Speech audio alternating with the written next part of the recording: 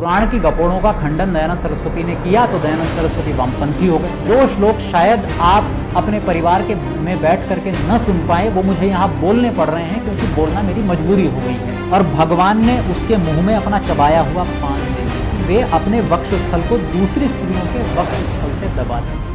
क्या है ये? हर बात को लीला कह करके नहीं टाला जा सकता। आयुर्वेद में से आपने नुस्खा तो बता दिया वारुणी पीने का, ये भी बता दो कि आयुर्वेद में ये भी लिखा है क्या कि वारुणी हमेशा गोपियों के बीच में बैठ करके पी जाती है। लेकिन जवाब पौराणिकों के पास है क्या? इसको तो भक्ति वाला हृदय ही जान सकता है। और भक्ति वाला हृदय किसके पास है? पौराणिकों के पास। बाकी सब बेवकूफ हैं। जागते रहो। नमस्ते मित्रों, मैं प्रभाकर और आप देख रहे हैं हमारा YouTube चैनल प्रहरी। मित्रों, पिछले दिनों मैंने एक वीडियो बनाया था भागवत पुराण के बारे में, जिसमें बताया गया था कि किस तरह भागवत पुराण में श्री कृष्ण जी के जीवन के बारे में बहुत ही अश्लील बातें लिखी हैं। उस वीडियो का पौराणिक लोग जवाब तो क्या देते, कमेंट बॉक्स में गालियों की बौछार कर दी। और उन गालियों को पढ़ करके आप ये अनुमान लगा सकते हैं कि अगर इनके हाथों में सनातन धर्म का ठेका दे दिया जाए तो ये किस तरह से सनातन धर्म को दुनिया के सामने प्रस्तुत करेंगे। मतलब जिस महिला को सनातन धर्म में बहुत ही ऊंचा दर्जा दिया गया है, जिस महिला को ब्रह्मा कहा गया है, उसको ये केवल गाली में इस्तेमाल करते हैं। यही है इनका महिलाओं के प्रति सम्मान। कुछ और लोग हैं जिन्होंने अपने गुस्से को एक अलग तरीके से निकाला है और उन्होंने कहा है कि आर्य समाज तो एक देशद्रोही वामपंथी संस्था है। मैं कहता हूं भाई साहब, इतिहास पढ़ लिया करो थोड़ा सा, तो सब बातें समझ में आ जाएंगी। दयानंद सरस्वती और आर्य समाज के शिष्य देश को आजाद कराने में सबसे ज्यादा थे। लाला लाजपत राय, पंडित रामप्रसाद बिस्मिल, भगत सिंह के दादा अर्जुन सिंह, श्यामजी कृष्ण वर्मा और वीर सावरकर, ये सब दयानंद सरस्वती के ही शिष्य थे। और वीर सावरकर जी तो अपनी पुस्तक मेरा जीवन कारावास में ये स्पष्ट लिखते हैं कि दयानंद सरस्वती की लिखी हुई सत्यार्थ प्रकाश वो पुस्तक है जिसको मैं जेल में अपने साथ के कैदियों को बार बार पढ़ाता हूं। और इसलिए पढ़ाता हूं क्योंकि यही हिंदू धर्म के मर्म को समझा सकती है। मैं दोबारा दोहराता हूं कि यही पुस्तक हिंदू धर्म के मर्म को समझा सकती है। और जब तक सत्यार्थ प्रकाश इस दुनिया में है, कोई भी विधर्मी अपने धर्म की शेखी नहीं मार सकता। ये है वीर सावरकर के विचार सत्यार्थ प्रकाश के बारे में। कुछ और लोगों ने अपना गुस्सा एक अलग तरीके से निकाला है और बोल दिया दयानंद सरस्वती तो ईसाइयों के एजेंट थे, इस्लाम के एजेंट थे। भैया सत्यार्थ प्रकाश पढ़ लो। सत्यार्थ प्रकाश का 13वां समोल्लास ईसाइयत के खंडन में ही है और 14वां समोल्लास इस्लाम की बातों के खंडन में है। तब तक तो आपको अच्छा लग रहा था, लेकिन अगर 11वें समोल्लास में पुराण की गपोड़ों का खंडन दयानंद सरस्वती ने किया तो दयानंद सरस्वती वामपंथी हो गए, दयानंद सरस्वती ईसाइयों के एजेंट हो गए, इस्लाम के एजेंट हो गए। मतलब जो हमारी बातों को कुछ ना कहे वो तो अच्छा, और जो हमारी कमी बता दे वो बेकार हो जाता है। यही तरीका है आपका। और सनातन धर्म के लिए आर्य समाज ने क्या किया है इसका मैं कुछ उदाहरण दे देता हूं। स्वामी श्रद्धानंद जी का नाम तो आपने सुना ही होगा, जिन्होंने देश की स्वतंत्रता के लिए भी बहुत काम किया है। जो लोग हिंदू धर्म या इस सनातन धर्म छोड़ करके इस्लाम में चले गए थे, उनको वापस लाने के लिए स्वामी श्रद्धानंद जी ने शुद्धि आंदोलन चलाया और इस शुद्धि आंदोलन के कारण उन्हें एक विधर्मी के हाथों अपनी जान गंवानी पड़ी, बलिदान देना पड़ा अपना। एक और दयानंद के शिष्य पंडित लेखराम जी, उन्होंने भी विधर्मी हो चुके लोगों को वापस सनातन धर्म में लाने के लिए अपनी जान दे दी, बलिदान दे दिया। उनका भी एक विधर्मी ने हत्या कर दी इसके चलते। यह है आर्य समाज जो सनातन धर्म की सुरक्षा के लिए हमेशा आगे आकर के खड़ा रहता था और खड़ा रहता है। लेकिन जो गलत है उसको तो गलत हम कहेंगे। कुछ और लोग हैं जिन्होंने अपना गुस्सा एक नई तरीके से निकाला है कि दयानंद सरस्वती और आर्य समाज तो श्री कृष्ण जी को बदनाम करते हैं। अरे भाई, मैं कहता हूं कि कुछ पढ़ लिया करो तो दिमाग में ये उल्टी सीधी चीजें नहीं आएंगी, अपने आप ही चली जाएंगी। सत्यार्थ प्रकाश के 11वें समोल्लास में दयानंद सरस्वती जी श्री कृष्ण जी के बारे में क्या कहते हैं इसकी एक बार पढ़ लीजिए। इसे मैं पढ़ के सुनाता हूं। वहां पे लिखा है कि देखो, श्री कृष्ण का इतिहास महाभारत में अत्युत्तम है। उनका गुण, कर्म, स्वभाव, चरित्र आप्त पुरुषों के सदृश है। आप्त पुरुष मतलब जिसके आचरण पर आंख बंद करके भरोसा किया जा सके। आगे दयानंद सरस्वती लिखते हैं, जिनमें कोई अधर्म का आचरण, बुरा काम श्री कृष्ण ने जन्म से मरण पर्यंत किया हो ऐसा नहीं लिखा। और भागवत में दूध, दही, मक्खन की चोरी, कुब्जा दासी से समागम, परिस्त्रियों से रासमंडल, क्रीड़ा आदि मिथ्या दोष श्री कृष्ण में लगाए हैं। इनको पढ़ पढ़ा सुन सुना के अन्य मत वाले, मतलब दूसरे धर्म वाले, श्री कृष्ण की बहुत सी निंदा करते हैं। जो यह भागवत न होता तो श्री कृष्ण जी के सदृश महात्माओं की झूठी निंदा क्यों होती। यह है आर्य समाज की मूल आपत्ति और दयानंद सरस्वती की मूल आपत्ति कि भाई हमें भागवत से कोई व्यक्तिगत द्वेष नहीं है, हमें पुराणों से कोई व्यक्तिगत द्वेष नहीं है, लेकिन चूंकि भागवत पुराण श्री कृष्ण जी के बारे में अश्लीलता फैलाती है, जिसको पढ़ करके विधर्मी लोग कृष्ण जी के जीवन पर आक्षेप करते हैं, यह केवल आर्य समाज को सहन नहीं होता, इसलिए वो भागवत पुराण का या और पुराणों का विरोध करती है और कहती है कि श्री कृष्ण के लिए महाभारत पढ़ो उनको जानने के लिए। और श्री कृष्ण जी के बारे में आर्य समाज या दयानंद के शिष्य कितना सम्मान रखते हैं, इसके लिए कुछ घटना बता देता हूं। एक आपको याद होगा कि श्री कृष्ण जी के जीवन पर आपत्ति उठाते हुए विधर्मियों ने एक पुस्तक लिखी थी, कृष्ण तेरी गीता जलानी पड़ेगी। उस समय अपने आप को सनातनी कहने वाले लोग तो पता नहीं कहां थे, लेकिन सच्चे सनातनी आर्य समाजी ऋषि दयानंद के शिष्य पंडित चमुपति जी, उन्होंने तुरंत उस पुस्तक का जवाब दिया रंगीला रसूल लिख करके। खलबली मचा दी उसने विधर्मियों में और उसको आगे जाकर के सरकार ने बैन कर दिया।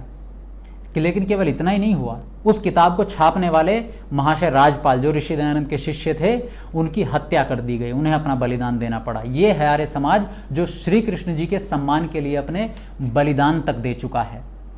लेकिन अब कुछ और भी लोग हैं जिन्होंने मेरी वीडियो के उत्तर में बहुत ही शांति से तर्क दिए और उनका मैं आभारी हूं, कम से कम उन्होंने गालियां तो नहीं दी। तो उनके तर्क क्या हैं, इस पर एक एक करके चर्चा करेंगे। पहला तर्क उन्होंने दिया कि बलराम ने रुक्मिणी के भाई रुक्मी की जो हत्या की थी वो इसलिए की थी क्योंकि रुक्मी जुए में धोखा कर रहा था और बलराम जी के कुल को गाली दे रहा था। मैंने तो ये प्रश्न ही नहीं उठाया कि उन्होंने उसको मारा क्यों। मैंने तो प्रश्न ये उठाया था कि भागवत में बलराम जी को जुआरी लिखा है और ये आप भी स्वीकार करते हैं कि उन्होंने जुआ खेला और जुए में क्योंकि चाहे छल से हराया हो उनको, चाहे धोखे से हराया हो, पर उन्होंने इस वजह से रुक्मी की हत्या कर दी। अगला वो कहते हैं बलराम शराबी नहीं थे बल्कि वो तो वारुणी नाम की औषधि पिया करते थे और इसको औषधि सिद्ध करने के चक्कर में ये नुस्खे भी ले आए आयुर्वेद से निकाल के कि वारुणी औषधि तो तुलसी शहद को मिलाकर के बनती है और एक विशेष ऋतु में पी जाती है और बलराम वही पिया करते थे, शराब नहीं पिया करते थे। यूं तो फिर भांग भी वनस्पति होती है, जड़ी बूटी होती है, धतूरा भी जड़ी बूटी होती है, बियर भी जौ का रस होता है, फिर उन लोगों को हम शराबी क्यों कहते हैं? तो कौन सी चीज शराब है, कौन सी चीज शराब नहीं है, यह तय होता है इस बात पर कि उसके पीने से असर क्या हो रहा है। जौ को सामान्य बना के खा लो तो फायदा देती है, बियर बना के पियो, शराब बना के पियो तो वही नशा करती है और उसी को शराब कहा जाता है। तो वारुणी को पी करके बलराम कैसे हो जाते थे और वो किस स्थिति में शराब ये वारुणी पिया करते थे, इससे तय होगा कि वारुणी शराब थी या कोई दवाई थी। क्योंकि शब्दकोश में भी और कई भाष्यकारों ने भी यहां वारुणी का अर्थ मदिरा, शराब किया है। तो देखते हैं कि क्या स्थिति होती है। दो जगह पर बलराम जी के वारुणी पीने का प्रसंग मेरे ध्यान में आया है और भी हो सकता है आगे। पहला प्रसंग है 10वें स्कंद के 65वें अध्याय के 21वें श्लोक में, आपके सामने स्क्रीन पर होगा, जिसमें लिखा है कि उस समय गोपियां बलराम जी के चारों ओर उनके चरित्र का गान कर रही थी और वे मतवाले से होकर वन में विचर रहे थे। मतवाले से होकर के, सुध बुध नहीं थी उनको, और उनके नेत्र आनंद मद से विह्वल हो रहे थे, नशे में चूर हो रहे थे।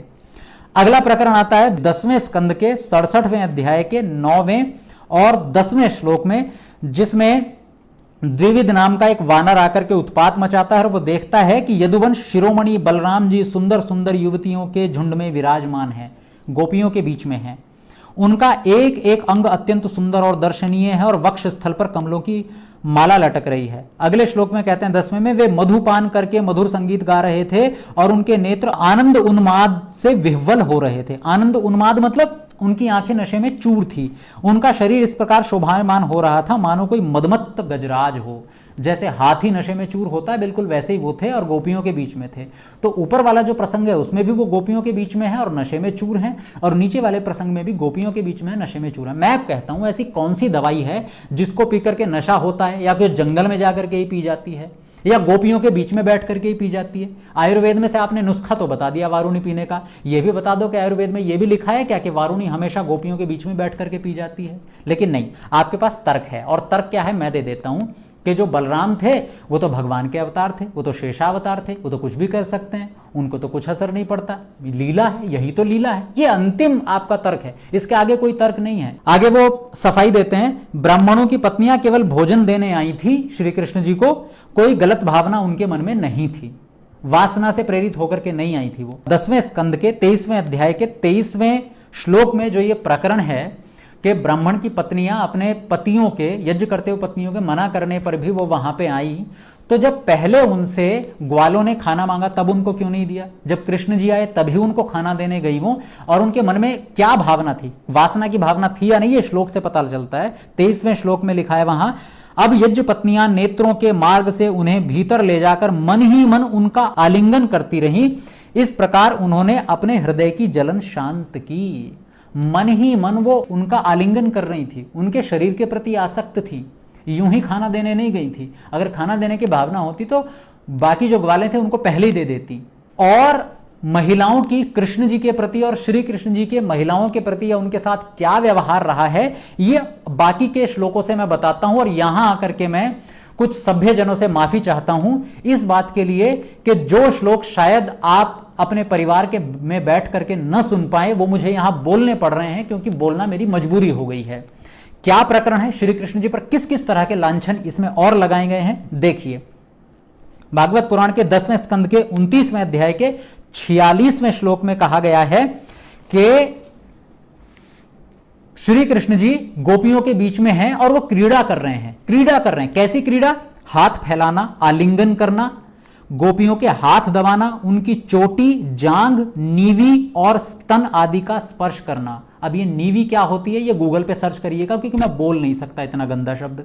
विनोद करना, नखक्षत करना, नखूनों से उनको खरोंचना, विनोदपूर्ण चितवन से देखना और मुस्काना, इन क्रियाओं के द्वारा गोपियों के दिव्य कामरस को, परमोज्वल प्रेम भाव को उत्तेजित करते हुए भगवान श्री कृष्ण उन्हें क्रीड़ा द्वारा आनंदित करने लगे।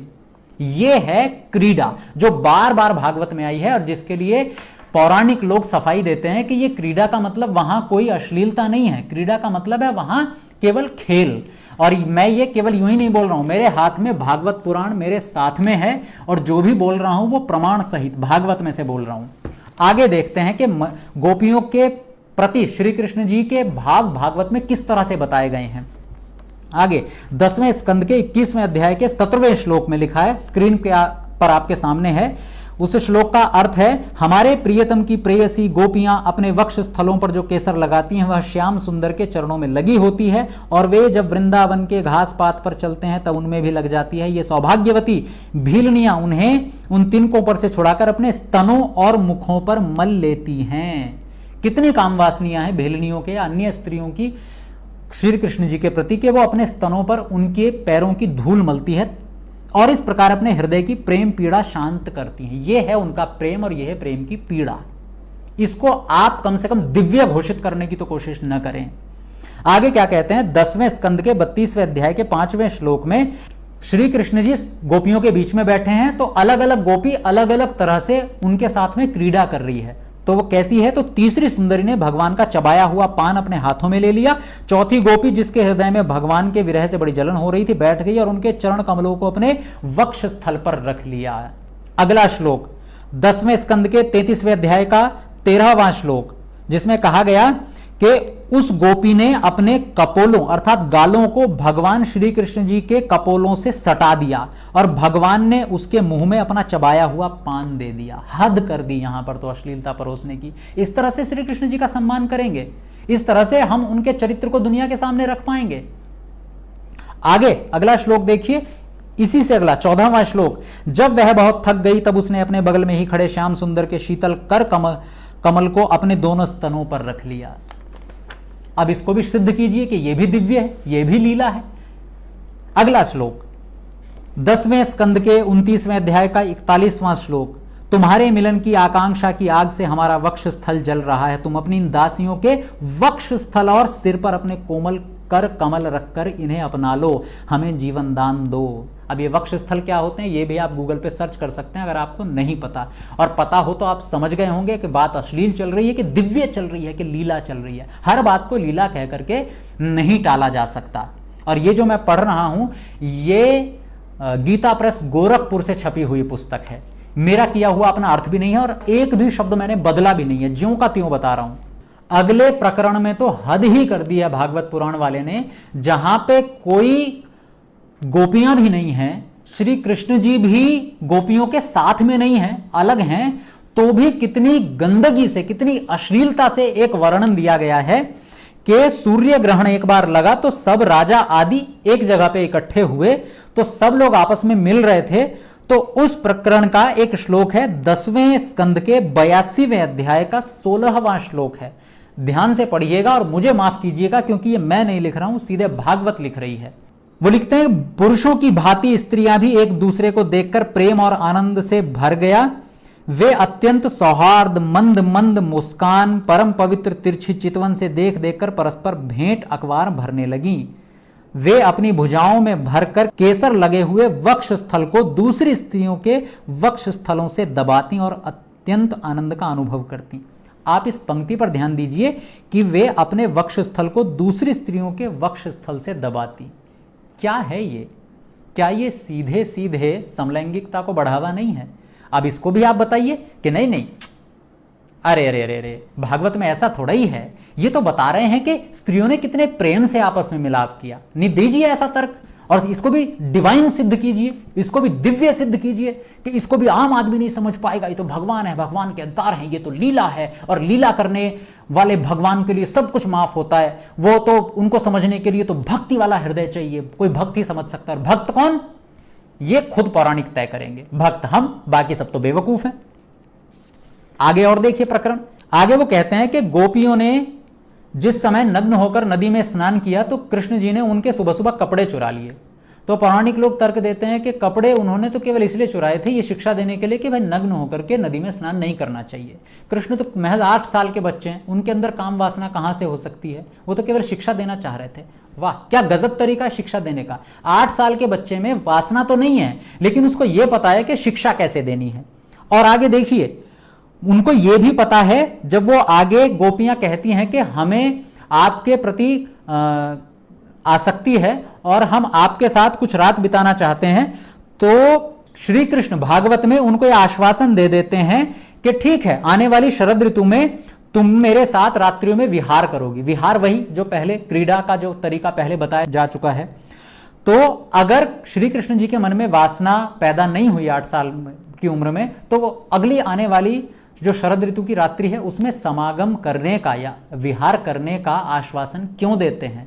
और आप जो कह रहे हो ना कि उन्होंने शिक्षा देने के लिए कपड़े चुराए थे, ये आपकी बात खुद भागवत के अगले आने वाले श्लोक से खंडित हो जाती है। 10वें स्कंद के 22वें अध्याय का 22वां श्लोक कहता है, जिसमें सुखदेव जी परीक्षित से कहते हैं कि प्रिय परीक्षित, श्री कृष्ण ने कुमारियों से छल भरी बातें की, उनका लज्जा संकोच दूर किया, हंसी की और उन्हें कठपुतलियों के समान नचाया, यहां तक कि उनके वस्त्र तक हर लिए। फिर भी वे उनसे रुष्ट नहीं हुई, उनकी इन चेष्टाओं को दोष नहीं माना, बल्कि अपने प्रियतम के संग से वे और भी प्रसन्न हुई। सुखदेव जी खुद कहते हैं परीक्षित को कि श्री कृष्ण जी ने छल से उनको नदी से बाहर बुलाया, और वे बेचारी जिस समय नदी से बाहर निकली तो उनकी स्थिति क्या थी? वो कह रहे हैं ना कि गोपियों को शर्म थोड़ी लगती थी कृष्ण से, क्योंकि कृष्ण को तो वो पति मान चुकी थी। वो तो एकदम जो गोपियों का शरीर था वो अपने ईश्वर के आगे सबको ही स्पष्ट करके रख देता है, खोल के रख देता है। तो ऐसी उनकी स्थिति थी, लेकिन ऐसी स्थिति नहीं थी गोपियों की। वो नहीं आना चाह रही थी नदी से बाहर, जबरदस्ती उनको छल भरी बातें करके बुलाया, ऐसा भागवत कहता है। श्लोक देखिए, श्लोक संख्या 17 10वें स्कंद के 22वें अध्याय की। उसमें लिखा है, वे कुमारियां ठंड से ठिठुर रही थी, कांप रही थी। भगवान की ऐसी बात सुनकर वे अपने दोनों हाथों से गुप्त अंगों को छिपाकर, ये अनुवाद करने वाले ने भी बेचारे ने थोड़ी सी लज्जा की और गुप्त अंग का प्रयोग किया है। मूल श्लोक आपके सामने है, उसमें देखेंगे तो कुछ और ही लिखा हुआ मिला है। तो छिपाकर यमुना जी से बाहर निकली। उस समय ठंड उन्हें बहुत ही सता रही थी, जबरदस्ती गोपियों को बाहर निकाला गया। ये आरोप लगाती है भागवत श्री कृष्ण जी के चरित्र पर। एक और तर्क देते हैं कि सुबह सुबह तो बहुत अंधेरा था, वो स्त्रियों को नग्न अवस्था में देख ही कैसे सकते थे? अरे भैया, जब उनको स्त्रियां दिखाई नहीं दे रही थी गोपियां, तो कपड़े कैसे दिखाई दे गए? ये तो उनको पता चल गया कि कपड़े रखे हैं, लेकिन स्त्रियां दिखाई नहीं दे रही।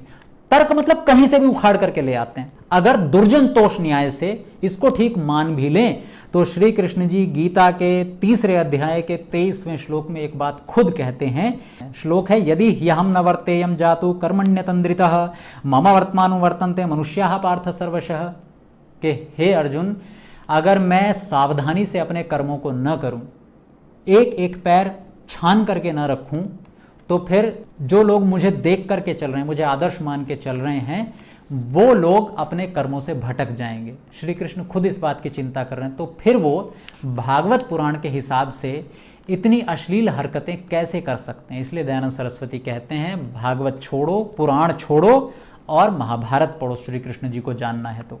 और अंत में मैं आपसे एक निवेदन करता हूं कि कृष्ण जी की कथा होनी चाहिए, लेकिन क्या गीता की कमी पड़ गई है? गीता कथा करिए, महाभारत के हिसाब से करिए, क्यों केवल भागवत के ही हिसाब से करते हैं? अध्यात्म का ही अगर प्रचार करना है तो अध्यात्म के लिए उपनिषद जैसा ग्रंथ आपको कहां मिलेगा? जिस उपनिषद की धाक पूरे विश्व में जमी हुई है, विश्व के बड़े बड़े विद्वान लोग जिस उपनिषद को पढ़ करके अध्यात्म के ऊंचाइयों तक पहुंचे, उस उपनिषद की कथा कीजिए अगर अध्यात्म की कथा करनी है।